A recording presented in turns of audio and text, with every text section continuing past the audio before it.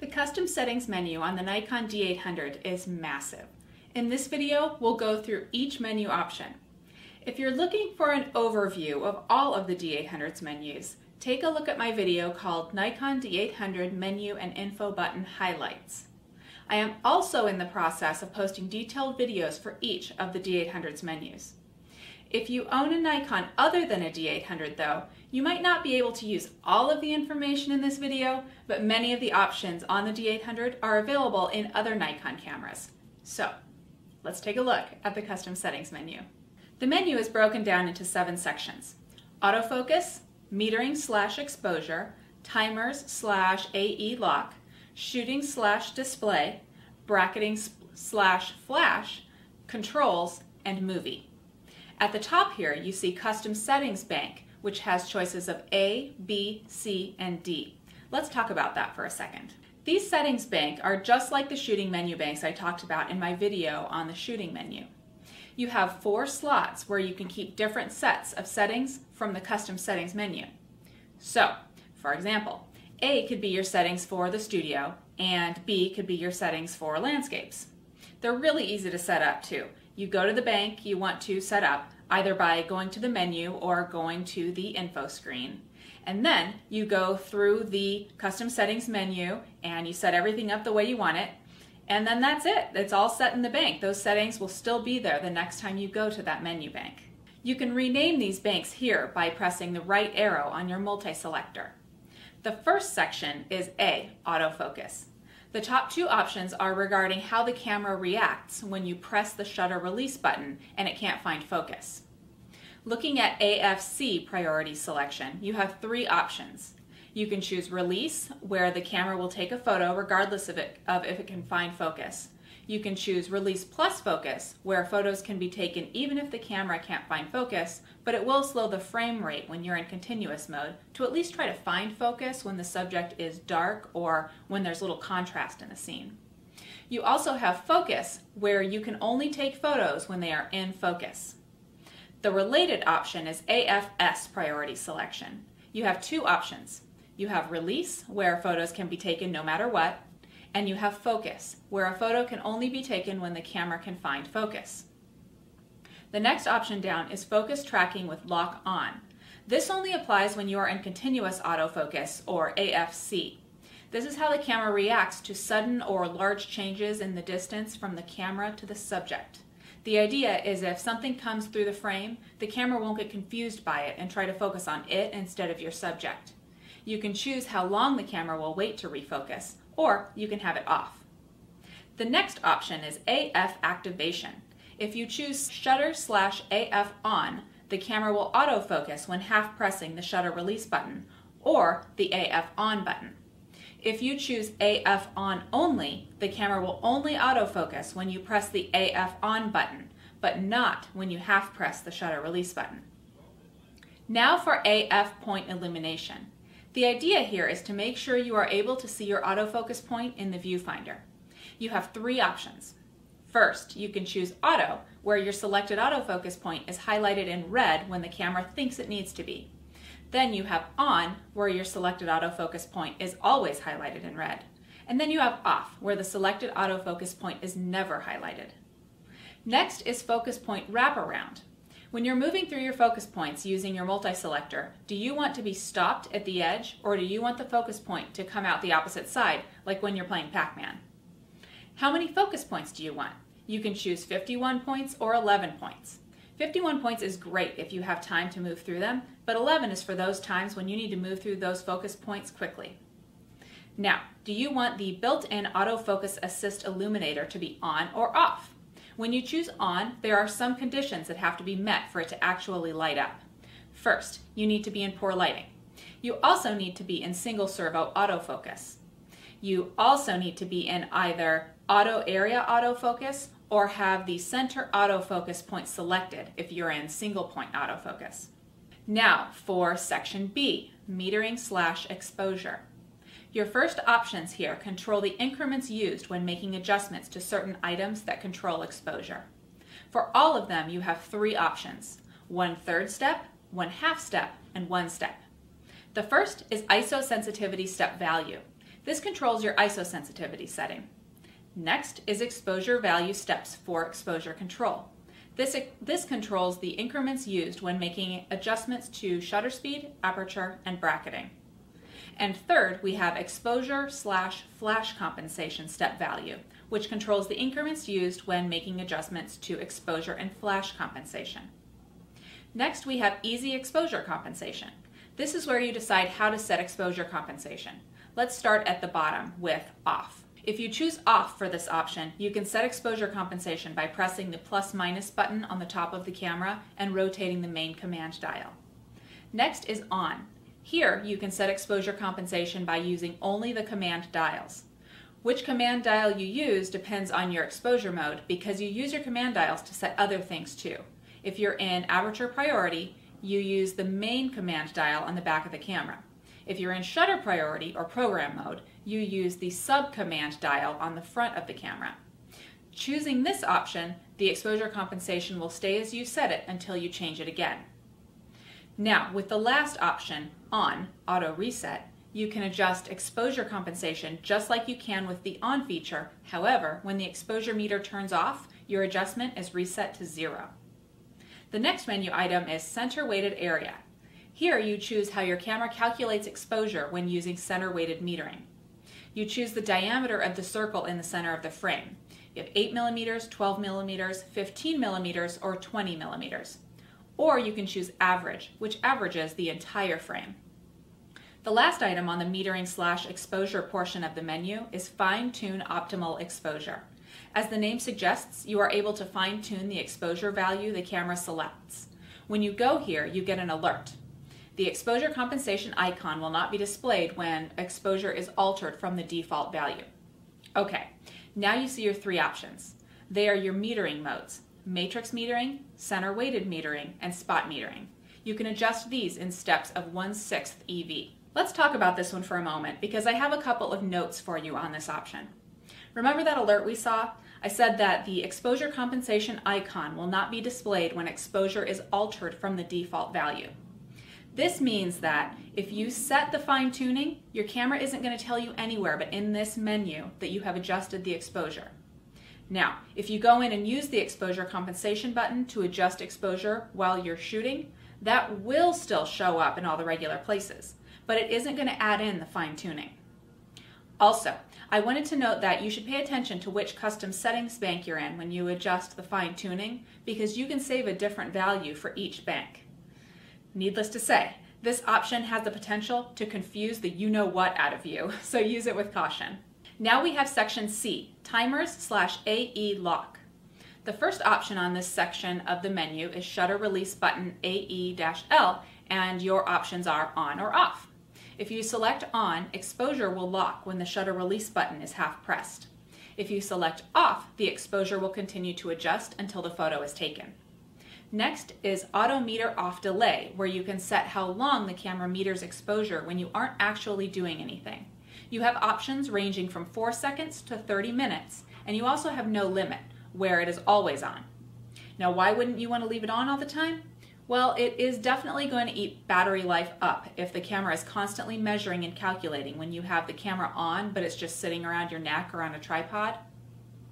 And for self-timer, you can turn the self-timer on the release mode dial up here, but you configure it in this menu option. You set the delay, or how long the camera waits between pressing the shutter release button and when it takes the actual photo. You can choose 2, 5, 10, or 20 seconds. You choose the number of shots it will take. You can have up to 9. And then you have the interval between shots, a half a second, 1 second, 2 seconds, or 3 seconds. These self-timer options on the D800 and other newer Nikon models make it very similar to the interval timer, which we talked about in my video on the shooting menu of the D800. In a lot of cameras, like my D300S, you can only set the self-timer to take 1 photo per button press.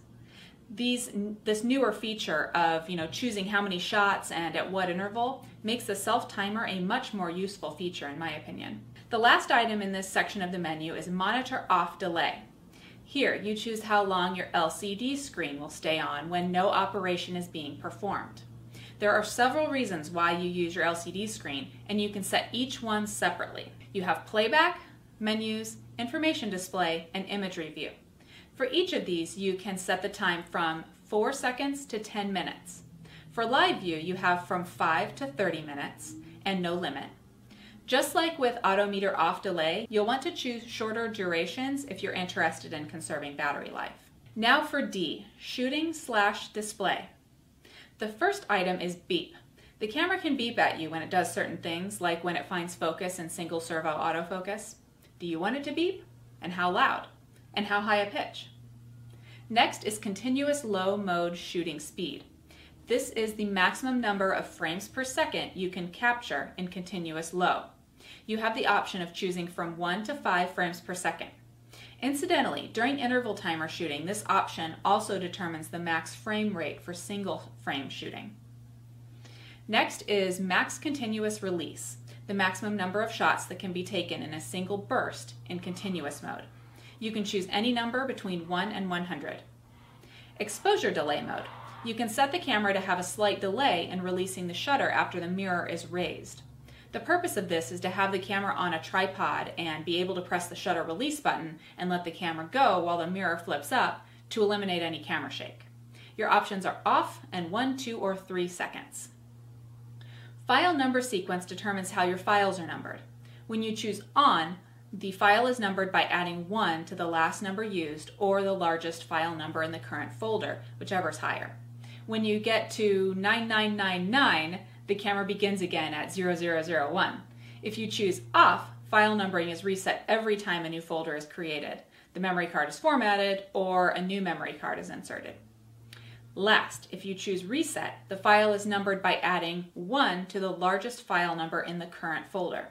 If the folder is empty, the file numbering just starts at 0001.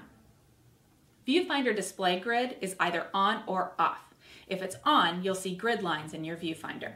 ISO display and adjustment has 3 options. If you choose show frame count, the frame count will be displayed in the control panel. If show ISO sensitivity is chosen, you will see the ISO number in the control panel instead of the frame count.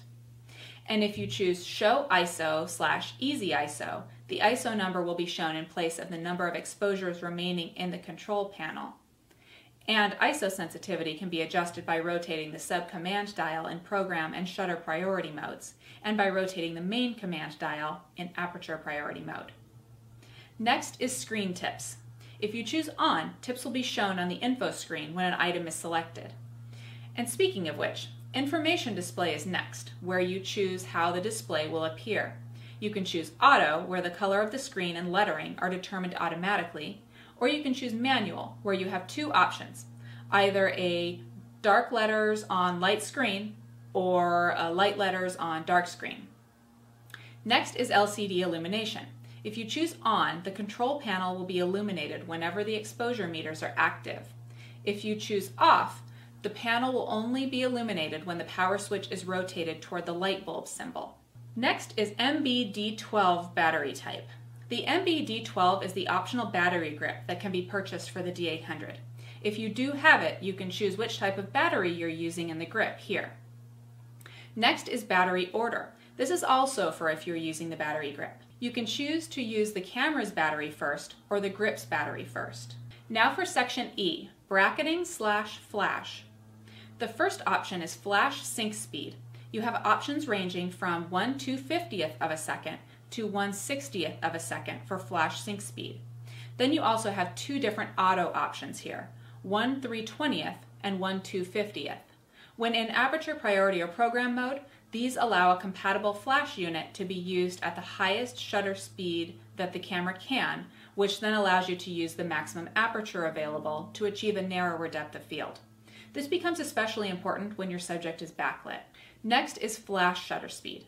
This allows you to set the slowest shutter speed available when you are using front or rear curtain sync or red eye reduction in program mode or aperture priority. You can choose between 1/60th of a second to 30 seconds. Flash control for built-in flash is next. Here you choose how your pop-up flash behaves. You can choose TTL and have the flash automatically decide how much light the situation needs. You can choose manual and decide yourself how much light you want, anywhere from full power to 1/128th power. Then you have repeating flash, where the flash fires repeatedly while the shutter is open, giving you a strobe-like effect. You have options within this: output, times, and frequency. You also have commander mode, where you can use the pop-up flash as the master for remote flash units. If you put an SB400 speed light on your camera, this option appears as optional flash. You're able to choose TTL for the camera to determine the amount of flash needed, or manual for you to set the flash power of the SB400. Next is modeling flash, which you can set to on or off.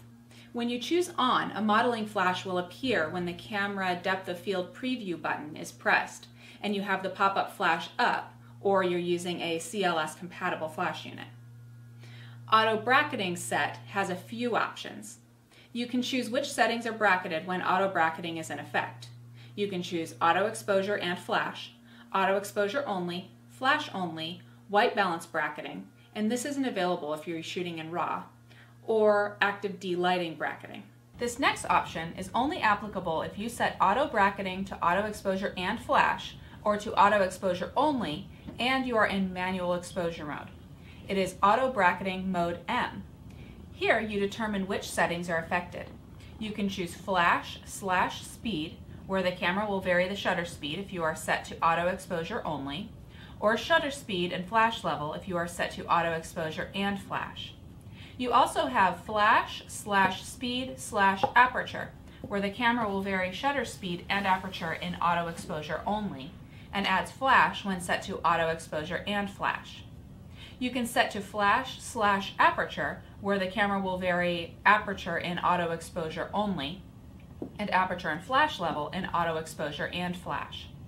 Lastly, you have flash only, where the camera varies flash level only, which is only applicable when you are set to auto exposure and flash. The last item in this section is bracketing order. Here you determine the order in which the camera brackets. You can have it shoot where the camera is metered, then under, then over, or you can have it shoot low to high. Now to section F, controls. First is the light bulb switch. You can set what you want to happen when the power switch is turned to the light bulb icon. You can have just the control panel light up, or you can have the control panel and the info screen light up. Now for multi-selector center button, where you can decide how the center button on the multi-selector behaves during different times. First, you can choose what it does during shooting mode, which is when you are using the viewfinder to take photos.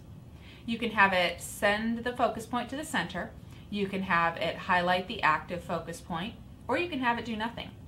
Next, you can decide what it does during playback mode, which is when you're viewing your photos on your LCD screen. You can have it switch your view from full frame to thumbnail and back. You can have it display a histogram while the button is pressed. You can have it zoom, or you can have it display the card slot and folders that you can view in playback. Last, you can set how the center button will behave in live view. You can have it send the focus point to the center, you can have it zoom in on the selected focus point, or you can have the button be inactive. Multi-selector is next. Here you can turn on reset meter off delay, where pushing anywhere on the multi-selector will activate the exposure meters. If do nothing is selected, the exposure meters won't be activated. Now we have assign function button. Here we get to decide what the function button will do. We can set either to have the button do something when we press it, or when we press it and rotate a command dial. Let's start with just the button press. You have lots of options here. You can have the button act as a depth of field preview button, or lock flash value. You can have it lock focus and exposure while the button is held down, or you have 4 options for locking exposure only. It can initiate autofocus. You can set it to turn the flash off while the button is pressed. It can be set to activate bracketing, or the next 3 activate a metering mode while the button is pressed. You can also set it to behave like the playback button, or you can have it access the top item in your My menu, and this is what I have it doing. Or you can have the camera record a RAW image in addition to a JPEG image if the button is pressed. You can use the button to view a virtual horizon in the viewfinder, or you can have the button do nothing. Now to the options for pressing the function button and rotating a command dial. You can press the button and rotate a command dial to choose an image area. When you do this, the image area will be displayed in the control panel. You can also have it allow you to lock your aperture or shutter speed by pressing the button and rotating the dials. Also, it can allow you to make changes to shutter speed and aperture at increments of 1 EV by pressing the button and turning the dials. Or you can set it to choose a lens number of a non-CPU lens. You can also have it adjust active D-lighting, where you would see the options changing in the control window. Or, of course, you can have the button do nothing. Next, you can assign Preview button, which is just above the Function button on the front of the camera. The options here are the same as the options for the Function button, so we won't go through them again. The next menu option is Assign Auto Exposure Lock / Autofocus Lock button. The options for this button are almost the same as the previous two. A couple of the options aren't available, but I'm not going to go through all those again. Next, we have Shutter Speed and Aperture Lock. You can lock the shutter speed to the current value for shutter priority in manual mode.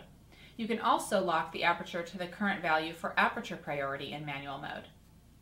Next is Assign Bracketing button, where you choose how the bracketing button behaves. If you choose auto bracketing, when you press the button and rotate the command dials, you are choosing the bracketing increment and number of shots in the sequence. If you choose multiple exposure, when you press the button and turn the dials, you choose the mode and number of shots for multiple exposure. When you choose high dynamic range, you choose the mode and exposure differential when pressing the button and turning the dials. Now for customizing the command dials, where you can decide how the sub-command dial and main command dial work. You can set them to reverse rotation, where you reverse the direction that you turn the dials when making adjustments to exposure compensation and/or shutter speed and aperture. You choose them by pressing the right arrow on the multi-selector. You can have the dial swap places or just change places when in aperture priority.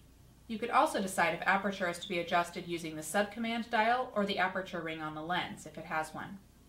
Last, you can set the camera to allow you to use command dials to navigate through the menus and playback, or in menus and playback except image review. The next menu item is Release button to use dial. This is a simple on or off. Do you want to have to hold down the buttons like the mode button and the white balance button while turning dials to make adjustments? Or would you rather be able to release the button and still make changes by rotating the dials until the meter turns off or the shutter release button is pressed halfway? Now, what do you want to happen when you forget to put a memory card in the camera? Do you want the camera to lock up and not release the shutter? Or do you want it to allow the shutter to release? Next is reverse indicators. The default is for your exposure indicator to be low on the left, high on the right. However, you can flip it. The last item in this section is Assign MB-D12 Autofocus On button. Remember that the MB-D12 is the optional battery grip. It has an autofocus on button, which can be assigned to do various tasks regarding autofocus, flash value, and auto exposure. And finally, to section G, movie. The first option is Assign Function button, which you'll remember is on the front of the camera. You can decide what will happen when you press the Function button during Movie Live View. First is Power Aperture Open, where the aperture will widen while the button is pressed. Next is Index Marking, where you can add an index to the current position by pressing the button during recording. Or you can view Photo Shooting Info, which will display shooting data instead of movie recording data. Or you can have the button do nothing. Next is Assign Preview button, again on the front of the camera just above the Function button.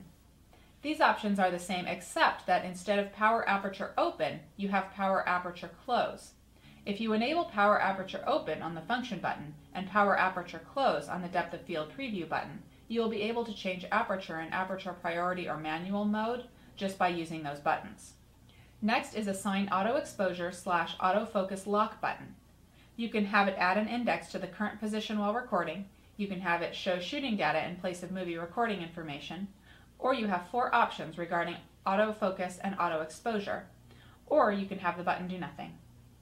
And the very last option in the custom settings menu is Assign Shutter button. This sets how the shutter release button will behave when you are in Movie Live View. You can choose to have the button end recording and take a photo when you fully press the shutter release button, or you can have it start Movie Live View when you press the shutter release button halfway, then focus if you half press again, then start or end recording when fully pressed. As you can see, the custom settings menu has so many options. You could totally get lost in it. But as the name suggests, you can really get down into the details of customizing your camera. And remember, you've got those 4 custom settings banks. That whole time we were going through the menus, we were setting up Menu Bank A. If we switched to Menu Bank B now, the settings would all go back to their defaults. Until, of course, you go back to Bank A, that is. We've still got a few menus plus the info screen to go through, so I'll be letting you know on my Facebook page when the videos become available.